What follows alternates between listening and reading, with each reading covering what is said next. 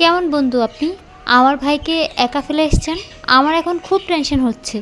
ইচ্ছে করছে নিজের মাথাটা নিজেই ফাটিয়ে দিই। তো এখন আমি কি করব? আমাদের মাথা আপনার ইচ্ছে হলে ফাটিয়ে দিন। আমার উপর রাগ দেখাচ্ছেন কেন? রাগ দেখাবো না তো কি করব? ওদের এখন কি অবস্থা আল্লাহ জানে। ওদের ফেলে আসাটা কি ঠিক হলো? আরে আজব তো, আমার কানে কাছে চিল্লাচিল্লি করছেন কেন? আরে আপনার ভাইয়ের সামনে তো আপনি ভেজা বিড়াল। আপনার ভাইয়ের জেদের সামনে কেউ পারে? আমি কি নিজ ইচ্ছায় এসেছি নাকি? আর যদিও নিজের ইচ্ছায় এসেই থাকি, তাহলে আপনি এসেছেন কেন? জানি না, ভালো লাগছে না। চুপ করেন তো। আমি আপনাকে কিচ্ছু বলেছি? আরে আপনি আবার কানের কাছে চিল্লাচ্ছেন, সারা রাস্তায় বক বক করে, এখন বলতেছেন কিছুই বলেনি, যত সব। আপনি কিন্তু আমার কথায় রাগিয়ে দিচ্ছেন। আচ্ছা সরি ভাই, যেমন তার ছিঁড়া ঠিক বোন তেমন তার ছিঁড়া। কিছু বললেন? ভুরু কুচকে না কিছু বলিনি। বলেই হাঁপ ছেড়ে বাঁচল। ভাগ্যিস কিছু শোনেনি। এদিকে আয়ান আর প্রিয়া গন্তব্যহীন হয়ে কোথায় যাচ্ছে তার কোনো ঠিক ঠিকানা নেই। বধূ ভেসে বাইকে বসে আয়ানের কাঁধে মাথা রেখে চুপটি করে বসে রইল প্রিয়া। নীরবতা ভেঙে আয়ান বলে উঠল, রাতের আকাশে মস্ত বড় গোল আকৃতির একটা চাঁদ উঠেছে, সাথে হাজারো তারা তো আছেই। চারিদিকে চাঁদের আলো আর ঠান্ডা বাতাসে এমন ছুঁয়ে যাচ্ছে প্রিয়ার। প্রিয়াকে এভাবে চুপ থাকতে দেখে আয়ান বলে উঠল, প্রিয়া।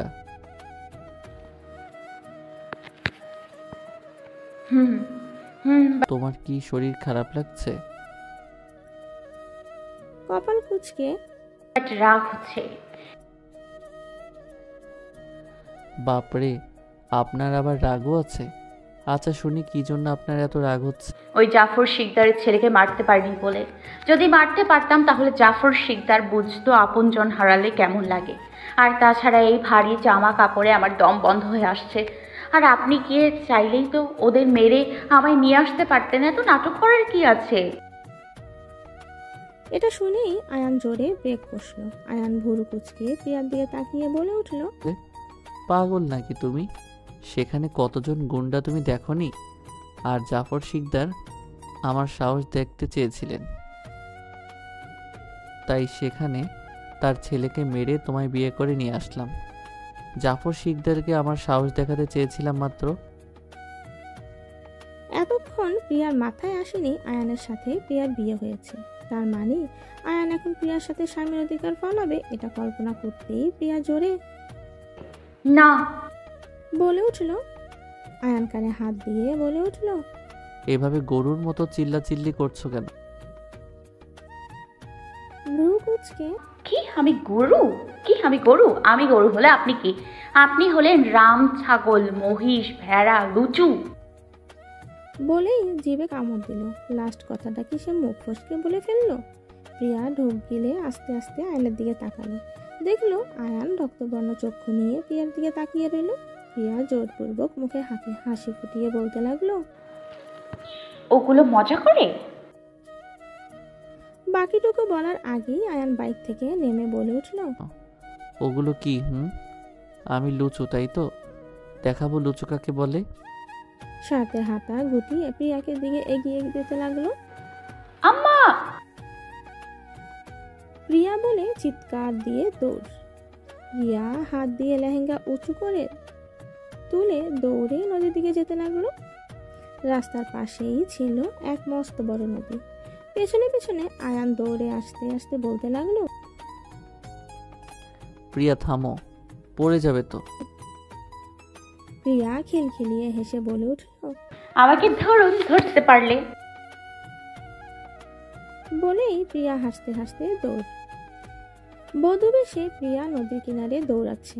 নদীর স্রোত বারবার এসে প্রিয়ার পা বিছিয়ে দিচ্ছে। আত্মা মুগ্ধ হয়ে প্রিয়া অনুভব করছে চারিদিকে জোনাকি প্রকার ছড়াছড়ি।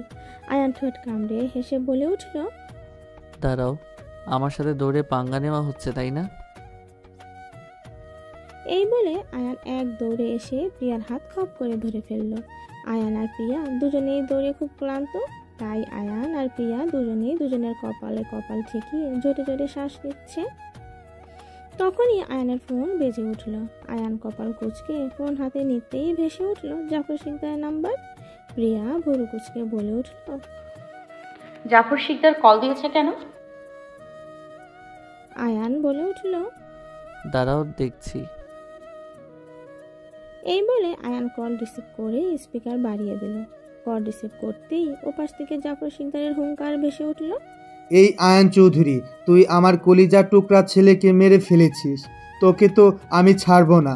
আমার ছেলের গলায় যতটা নৃশংসভাবে তুই ছুরি চালিয়েছিস তার থেকে দ্বিগুণ মৃত্যু যন্ত্রণা তোকে আমি দেব।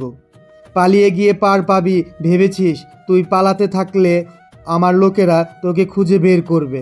অলরেডি আমি লোক লাগিয়ে দিয়েছি। বলেই কল কেটে দিল। এদিকে প্রিয়া আর আয়ান হাঁ করে একে অপরের দিকে তাকিয়ে আছে। এটা শুনেই আয়ান আর প্রিয়া একসাথে বলে উঠল, হোয়াট? আমরা আবার কখন ওনার ছেলেকে মারলাম? কে বা কারা ওনার ছেলেকে মেরেছে সেটার দোষ আমাদের দিচ্ছে কেন? এই সত্যি করে বলুন তো, আপনি মেরেছেন তাই তো? কি পাগলের প্রলাপ করছো? আমি আর তুমি তো একসাথেই বেরিয়েছিলাম। তখন তো রিশাদ অজ্ঞান ছিল। জাফর শিকদারের কথা অনুযায়ী কেউ ওর গলায় ছুরি চালিয়েছে। আমরা ছাড়া নিশ্চয়ই অন্য কেউ আছে জাফর শিকদারের শত্রু। কপাল কুঁচকে, যেই হোক না কেন, যে এই কাজটা করেছে বেশ করেছে। এখন আপনজন হারানোর যন্ত্রণাটা কেমন বুঝুক জাফর শিকদার। হয়েছে, এখন চলো এখান থেকে। এখানে থাকাটা নিরাপদ নয়। যে কোনো সময় জাফর শিকদারের লোক আমাদের ঘিরে ফেলতে পারে। আশেপাশে তাকিয়ে এই বলে আয়ান প্রিয়াকে নিয়ে বাইকে স্টার্ট দিল। রুষা হন্তদন্ত হয়ে মারুফের রুমে ঢুকলো। এদিকে মারুফ তোয়ালে পেঁচিয়ে মাত্রই ওয়াশরুম থেকে বের হলো। হঠাৎ দুজনকে দেখে রুষা পেছনে ঘুরে দাঁড়ালো আর মারুফ তাড়াতাড়ি টি শার্ট গায়ে দিল। কি সমস্যা কি আপনার? এত রাতে এখানে এসেছেন কেন? আর আসার আগে নক করে আসা প্রয়োজন ছিল। দেখুন, আমার মোটেও ইচ্ছা নেই আপনার রুমে আসার। আপনার মতো বজ্জাত লোকদের আমার চেনা আছে। যাই হোক, ভাইয়াকে ফোন দেন, ওদের খবর জানার জন্য আপনার রুমে এসেছি। মুখ ঘুরিয়ে, আপনার ফোন আছে? আপনি ফোন করে জেনে নিন। আমি পারবো না। আপনার ভাইকে ফোন করা মানে নিজের পায়ে কোড়াল মারা। দুনিয়ার সব পারবো, তবুও নিজের ভাইকে কল দিতে যাব না। গাল পেতে চর খাওয়ার ইচ্ছে কার বা আছে? দেখুন, আমার ফোনে চার্জ নেই, তাই ফোন দিতে পারছি না, নয়তো আপনার কাছে জীবনেও আসতাম না। ভাঙবে তবুও মচকাবে না। নিজের সাহস নেই সেটা বললেই পারতো। ঢং। আপাতত এটাকে বিদায় করি। আচ্ছা দিচ্ছি, দাঁড়ান। তারপর মারুফ দোয়া দুরুদ পড়ে আয়ানকে ফোন দিল। আয়ান রিসিভ করছে না দেখে বারবার দিতে লাগলো। আয়ান ফোনটা রিসিভ করতেই, আবার কল দিবি? তাহলে ফোনের ভিতর গিয়েই লাথি মেরে আসবো। বলে টুট টুট কেটে গেল। ওদিকে প্রিয়া হাসতে হাসতে নাজেহাল। আর এদিকে মারুফ রেগে রুষার দিকে তাকায়। রুষা বলে উঠল, এইভাবে তাকিয়ে আছেন কেন? আমি আপনাকে বলেছি না কি ভাইয়াকে কল দিতে? Stupid, get lost. রুষা মেকি হাসি দিয়ে দিল দৌড়। আয়ান আর প্রিয়া একটা হোটেলে এসে ওদের জন্য রুম বুক করলো। রুমে ঢুকেই আয়ান ফ্রেশ হতে গেল। ফ্রেশ হয়ে এসেই বাইরে বেরিয়ে গেল। এদিকে প্রিয়া কপাল কুঁচকে আয়নে চলে যাওয়ার দিকে তাকিয়ে রইল। পুরো রুমে প্রিয়া একা, তাও আবার সংসেজে বসে আছে। প্রচণ্ড বিরক্ত লাগছে প্রিয়া। চেঞ্জ করার মতো কোনো জামা কাপড় নেই। এদিকে প্রিয়াকে একা ফেলে কোথায় চলে গেল আয়ান ভাবতেই ভয় লাগা শুরু করেছে প্রিয়া। কিছুক্ষণ পরেই আয়ান দুই হাতে দুটো ব্যাগ নিয়ে রুমে ঢুকলো। এক হাতে শপিং ব্যাগ আর এক হাতে খাবারের প্যাকেট। আয়ান প্রিয়ার হাতে একটি ব্যাগ ধরিয়ে দিয়ে চেঞ্জ করে আসতে বলল। এদিকে প্রিয়ার মুখে হাসি ফুটে উঠল। এতক্ষণ ভারী জামা কাপড় পরে দম বন্ধ আটকে গিয়েছিল। প্রিয়া দৌড়ে ওয়াশরুমে ঢুকে গেল। প্রিয়া ওয়াশরুমে চলে যেতেই রুমে চেঞ্জ করে নিল আয়ান। কিছুক্ষণ পর শাওয়ার নিয়ে গোলাপি রঙের থ্রি পিস পরে বেরিয়ে এলো প্রিয়া। এখন বেশ শান্তি লাগছে প্রিয়ার। চুল থেকে টপ টপ করে পানি পড়ছে প্রিয়ার। এদিকে আয়ান কালো রঙের টি শার্ট আর ছাই রঙের ট্রাউজার পরে ব্যালকনিতে দাঁড়িয়ে তার কার সাথে যেন কথা বলছে। আয়ানকে দেখেই বেশ চিন্তিত লাগলো প্রিয়ার। প্রিয়া গুটি গুটি পায়ে আয়ানের পেছনে গিয়ে দাঁড়িয়ে উঠল। কি কোনো সমস্যা? আপনি এমন উসখুস করছেন কেন? কপাল কুঁচকে আয়ান প্রিয়ার আওয়াজ পেয়ে পেছনে তাকিয়ে দেখলো এক গোলাপি পরী তার দিকে ড্যাব ড্যাব করে তাকিয়ে আছে। ভেজা চুলে খুব স্নিগ্ধ লাগছে তার প্রিয়তমাকে। আয়ান হুট করে প্রিয়ার কোমর জড়িয়ে এক টানে নিজের কাছে টেনে কপালে কপাল ঠেকিয়ে বলে উঠল, তোমাকে আমার হারানোর বড্ড ভয় হচ্ছে প্রিয়া রানী। এদিকে জাফর শিকদারের বিরুদ্ধে কোনো প্রমাণ জোগাড় করতে পারছি না, আর ওদিকে জাফর শিকদারের লোক আমাদের হন্যে হয়ে খুঁজছে। সকালেই এখান থেকে চলে যেতে হবে আমাদের। বলেই এক দীর্ঘ নিঃশ্বাস ফেললো আয়ান, যা প্রিয়ার ঘাড়ে এসে পড়ল। মুহূর্তেই কেঁপে উঠল প্রিয়া। তাড়াতাড়ি প্রিয়া নিজেকে ছাড়িয়ে বলে উঠল, কি করছেন আপনি? আয়ানের ঘোর কাটলো। তারপর আয়ান ঘড়ির দিকে তাকিয়ে বলে উঠল, অনেক রাত হয়ে গেছে, এসো খাবে চলো। তারপর প্রিয়া আর আয়ান ঘরে যেতে নিয়ে 2 প্লেটে বিরিয়ানি নিল, যা দেখে খুশিতে প্রিয়ার চোখ চিকচিক করে উঠল। কিন্তু পরক্ষণেই 2 চোখ ছলছল করে উঠল, ভেসে উঠল পুরনো স্মৃতিগুলো। এই বিরিয়ানি নিয়ে কতই না 2 ভাই বোন ঝগড়া করতো। আয়ান প্রিয়ার চোখ মুখে মুছে বলে উঠল, এইভাবে ভেঙে পড়লে চলবে না, নিজেকে শক্ত করো। আর আমি আপ্রাণ চেষ্টা চালিয়ে যাব জাফর শিকদারকে কঠিন শাস্তি পাইয়ে দেওয়ার। প্রিয়া বিনিময়ে মাথা নিচু করে। পরক্ষণেই মনে পড়ে জাফর শিকদার তার বাবার ফোন হন্য হয়ে খুঁজছে। তা আয়ানকে সব খুলে বলে। আয়ান সব শুনে প্রথমে কপাল কুঁচকে, তারপর মুখে ডেভিল হাসি ফুটে ওঠে। আয়ান ঠোঁট কামড়ে হেসে বলে, পেয়ে গেছি হাতিয়ার, কাল থেকে অন্য মিশন শুরু। মাঝরাতে হঠাৎ তিশার ঘুম ভেঙে যায়। মনে হলো কেউ তার দিকে ঝুঁকে আছে। কারো গরম নিঃশ্বাস তিশার ঘাড়ে এসে উপচে পড়ছে। তিশার মনে হলো কেউ তার দিকে ঝুঁকে এক দৃষ্টিতে তাকিয়ে আছে। তাই তিশা ধরপড়িয়ে উঠে দৌড়ে গিয়ে লাইট জ্বালালো। লাইট জ্বালাতেই কাউকে দেখতে পেল না, কিন্তু তিশার বুক এখনো কাঁপছে। পাশে থাকা পানির জগ থেকে ঢক ঢক করে 1 গ্লাস পানি খেয়ে ধপ করে বসে পড়ল তিশা। মনের ভুল ভেবে ব্যাপারটাকে উড়িয়ে দিল। তারপর লম্বা একটা নিঃশ্বাস ফেলে গুটি গুটি পায়ে ব্যালকনিতে চলে গেল। আকাশের পানে তাকিয়ে অস্পষ্ট সুরে বলে উঠল, রেহান। বলেই হাউমাউ করে কাঁদতে লাগলো তিশা, আর বলতে লাগলো, কেন আমাকে ফেলে চলে গেলে রেহান? প্লিজ ফিরে এসো, প্লিজ। বিশ্বাস করো, তোমাকে ছাড়া আমি একটুও ভালো নেই। চারদিকে তোমার স্মৃতি আমায় কুরে কুরে খাচ্ছে, আমি আর পারছি না। মাথার চুল খামচে ধরে। তখনই দূরে কারো শরীরের অবয়ব দেখতে পেয়ে তিশা ভয় পেয়ে ভিতরে চলে যায়। এদিকে প্রিয়া বলে উঠল, কিসের মিশন শুরু? কপাল কুঁচকে। আয়ান ভ্রু কুঁচকে প্রিয়ার দিকে তাকিয়ে কিছুক্ষণ থেমে পরপরই বলে উঠল, গাধি। বলেই খাওয়ায় মনোযোগ দিল প্রিয়া। রেগে বলে উঠল, কি বললেন আপনি? ভেবেছিলাম তুমি শুধুই গাধি, আর এখন তো দেখছি সাথে কালাও আছো। আই মিন কানে কম শোনো। আপনি একটা নিরামিষ ফাজিল অভদ্র। বাকিটুকু বলার আগেই দেখলো আয়ান প্রিয়ার দিকে গম্ভীরভাবে তাকিয়ে আছে। তাতে প্রিয়া একটু থতমত খেয়ে গেল। আয়ান চোখ বন্ধ করে নিজেকে স্বাভাবিক রেখে বলে উঠল, প্রিয়া, রেহানের কাছে কাকার যেই ফোনটা ছিল সেটা কোথায়? রেহান কি ওটা ইউজ করেছে? কপাল কুঁচকে। ব্যাপারটা কি বলুন তো? প্রথমত ওই জাফর কুত্তা থুকু শিকদার, তারপর আপনি ওই একটা সামান্য ফোন নিয়ে কি করবেনটা কি? সত্যি করে বলুন তো, ওই ফোনে কোনো জাদু মন্ত্রতন্ত্র আছে নাকি যে জাফর আর আপনি উঠে পড়ে লেগেছেন? ভ্রু নাচিয়ে, জাস্ট শাট আপ। যা জিজ্ঞেস করছি তার সোজাসুজি উত্তর দিতে পারো না।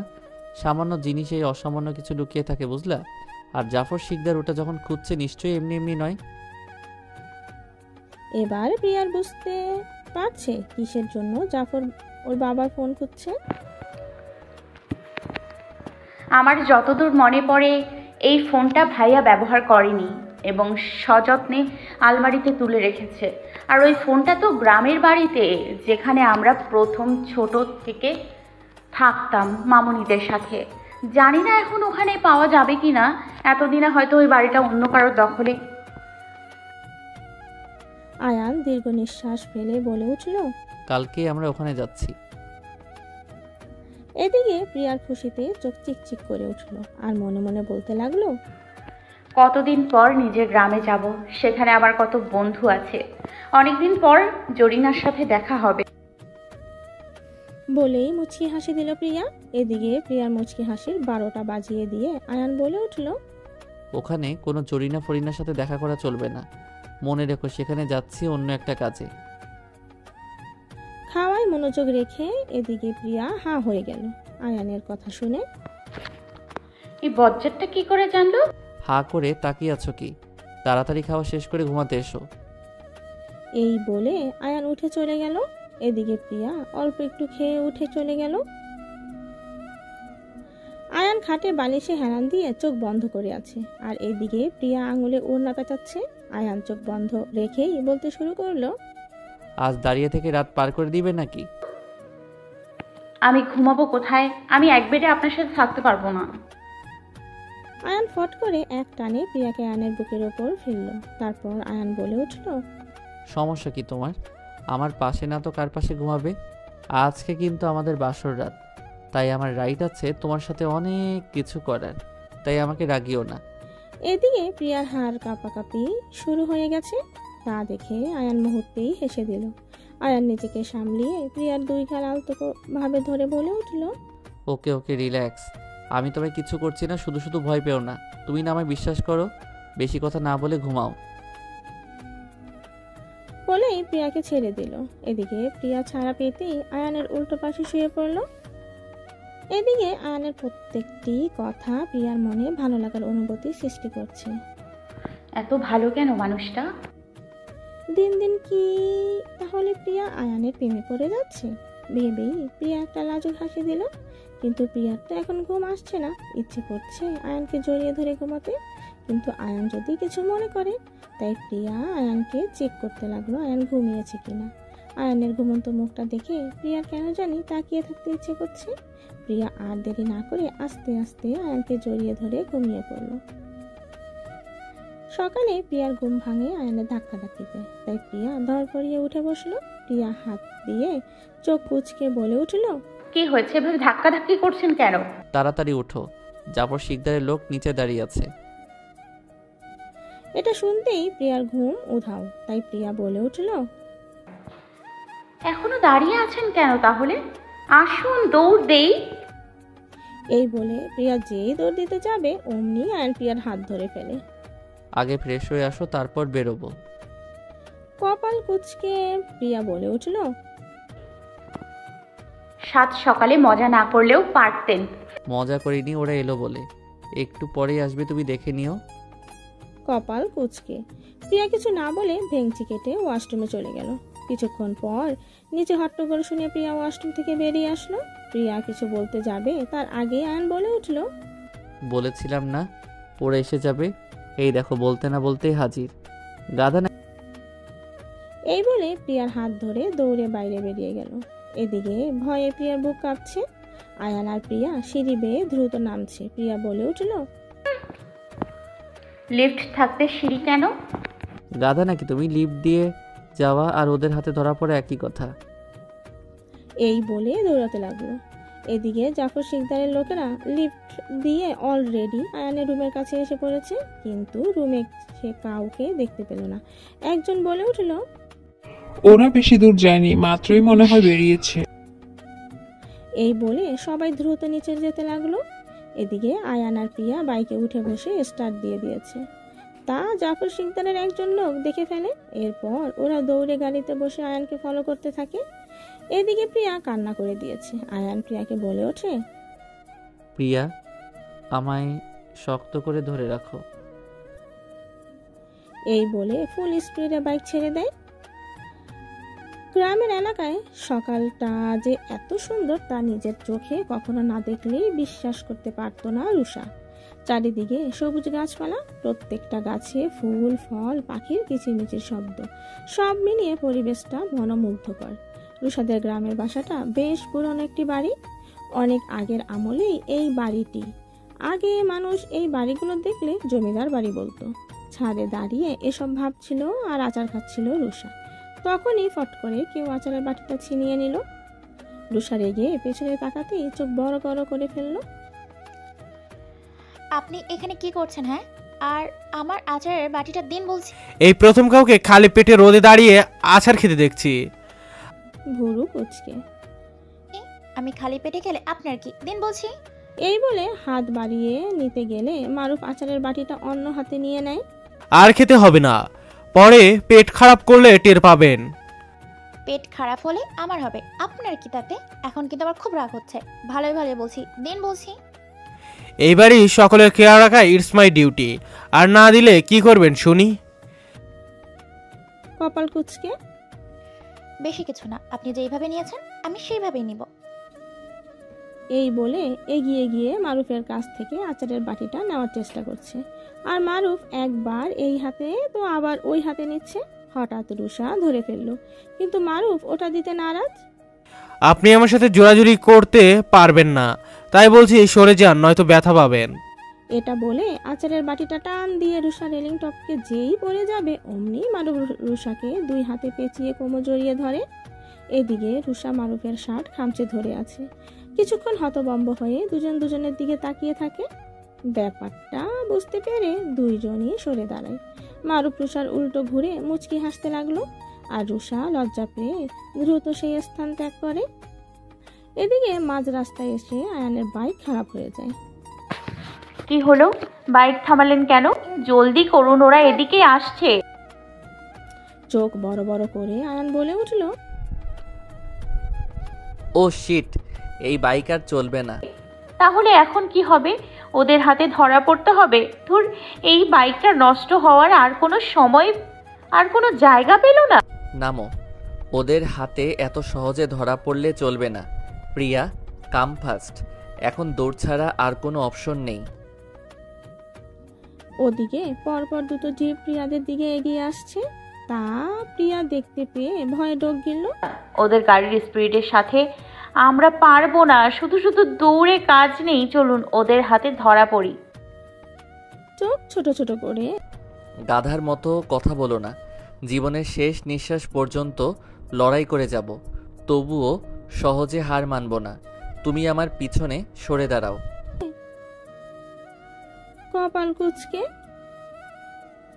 প্রিয়া আয়ানের কথা মতো পেছনে দাঁড়াতেই আয়ান পকেট থেকে দিয়াশলাই বের করে বাইকে আগুন ধরিয়ে দিল। এই যে বন্ধুরা, শুনতে পাচ্ছ? এই গল্পের নেক্সট এপিসোড খুব তাড়াতাড়ি আসবে, তাই নেক্সট এপিসোড দেখার জন্য আমাদের ভয়েস অফ এমডি সাগর চ্যানেলটি সাবস্ক্রাইব করে পাশে থাকুন। আর এই গল্পটি যদি ভালো লেগে থাকে তাহলে লাইক, কমেন্ট, শেয়ার করতে ভুলবা না, কেমন? ধন্যবাদ।